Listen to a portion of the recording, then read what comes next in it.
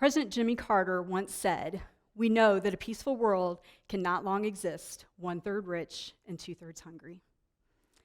According to the Missouri Hunger Atlas, anywhere from 9% to 23% of Missourians are food insecure, and 12% to 27% of Missouri children are food insecure.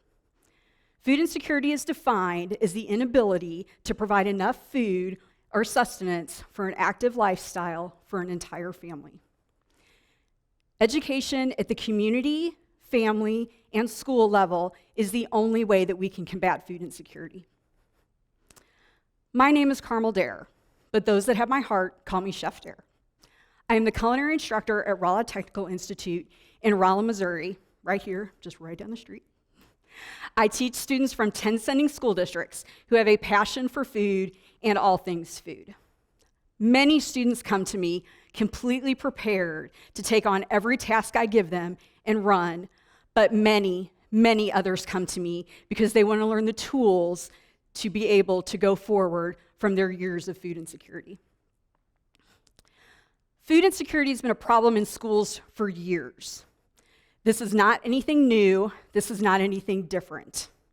We have issues with students who come to school hungry every single day. Students who come to school hungry cannot learn. They cannot take in all of the education that we are trying to provide if all they are thinking about is, I'm hungry and I don't know where my next meal is coming from. The Missouri Department of Health and Senior Services has done many studies on this. And one of the things that they have talked about is that students who come from food insecure households have lower incidences of the ability to be able to sustain long-term educational growth. They are more likely to have lower parent-child interaction. They're more likely to have more incidents of going to the hospital. They're more likely to have increased amounts of nutrient deficiency. Hungry students cannot learn properly. They just can't. And if they have to go home and redo all of the education that they have missed from that one day, they're taking that home to a parent and family who has many other struggles, but they are having one more thing added to their table that may or may not have food on it. Parents may not have enough food to even sustain their own livelihoods. And then that becomes a workplace issue, but then also becomes a community issue, because then you are perpetuating a cycle within a family into the workforce. 27.9% of mothers that were studied said that they were worried that they would not have enough money to be able to provide more food for their families before they could get money again. Many people in the Ozarks region, which the Ozarks region is made up of many different small communities, that without adequate transportation, you don't always have the ability to get fresh food when you need it. 41% have had to choose between food and utilities. 38% have had to choose between food and medicine or medical care for anybody in their family. 29% have had to choose between food and transportation. And 28% have had to choose between food and housing. In a larger section of the Ozarks region, which just took another circle out, it is talked about that there are 64% of people have low food security, meaning that they don't have a reliability of diet, they don't have a sustainable food source coming in. And of that 64%, 30% do not have enough food to sustain them and their families. Of this entire group, 52% stated that they get at least half of their food every month from a food bank. Do these statistics surprise you? Do they make you sad?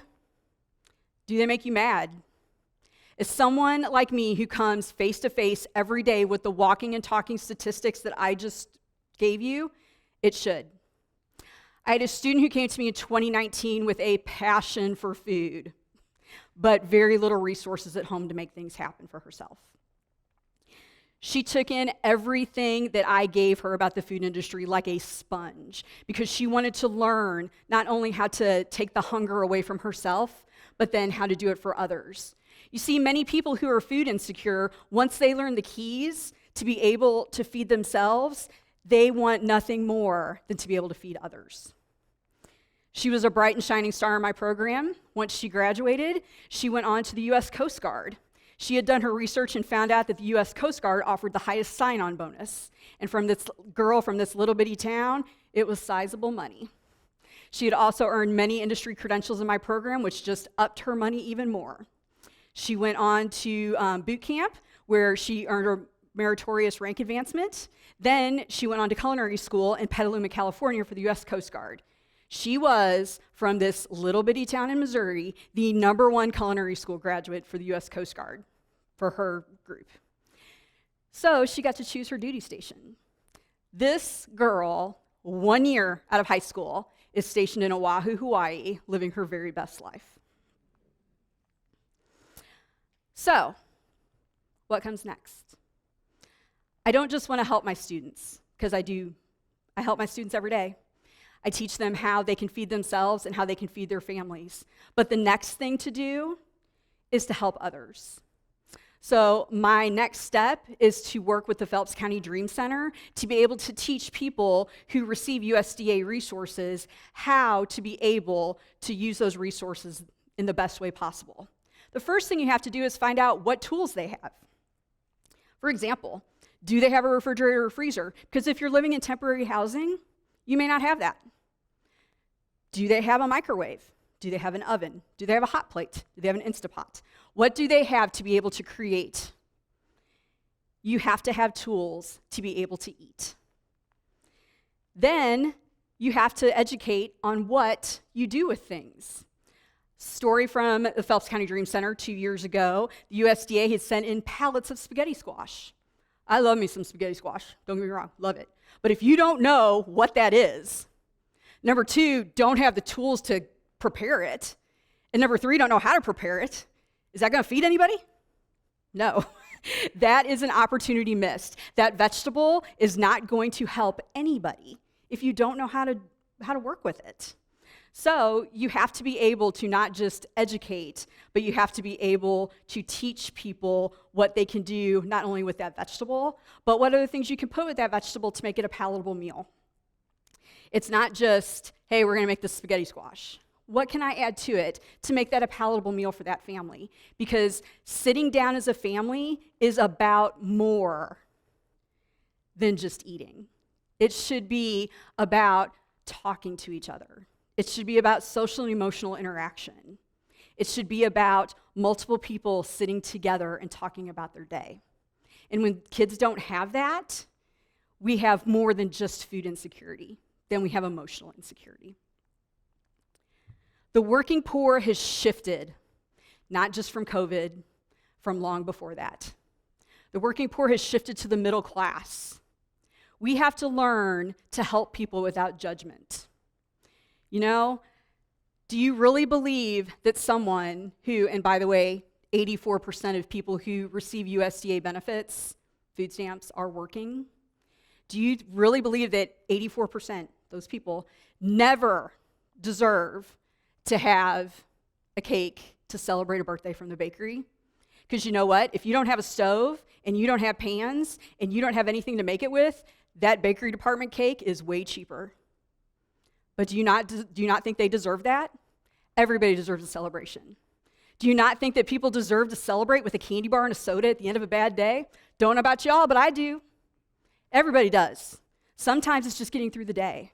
Or maybe people deserve more than sideways glances about how they're paying for what they're doing. I have a very personal story to tell you. When you look at me, do I look like somebody who ever had WIC, food stamps, government housing? If you said no, you'd be wrong. My husband and I met. We have been married 28 years. We got married at 19. We had 2 kids before he finished his undergraduate degree. I Took me 10 years to finish my undergraduate degree because I stayed home and was a stay-at-home mom. God loves stay-at-home moms. It's a rough job. God love them. It took me 10 years, but I did it. I then finished my undergraduate degree in family and consumer science education. Home ec. It's what home ec was, but it's a new thing. So did that. I've also received a master's in school counseling and a specialist degree in curriculum and instruction. My husband, again, we were married at 19. He is Dr. Kyle W. Dare, Deputy Superintendent of Schools, Raleigh Public Schools. Our daughter, who is 27 years old, she graduated from Missouri S&T 2017, nuclear engineering. She went on to complete a master's degree at Vanderbilt in medical physics, completed a residency program there, and is now a junior physicist and adjunct faculty member at Allegheny Health in Pittsburgh, Pennsylvania, and is just starting her PhD. Our son, who's 25, he completed his undergraduate degree in 2019 in health sciences from University of Missouri-Columbia and completed his master's degree in occupational therapy in 2021, is in the second year of his PhD. He works with little guys, autism and Down syndrome. And his PhD work is about getting resources to rural families faster. What's the difference between my little family and a family who's food insecure? Luck, equipment, and information.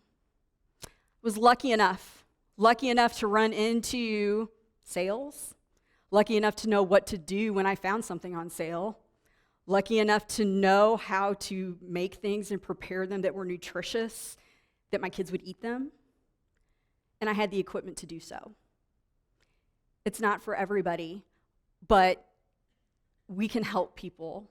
We don't all have to live in our own little worlds. Representation matters. I tell my story because I want my students to know that they can do it too, no matter where they're at. They can do it too.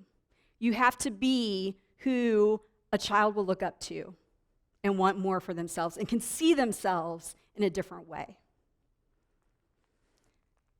Anne Frank said, "Hunger is not a problem, it's an obscenity." How wonderful it is that nobody need wait a single minute before starting to improve the world. And I had to do this because my student chefs told me I had to. Thank you for coming to my TED Talk.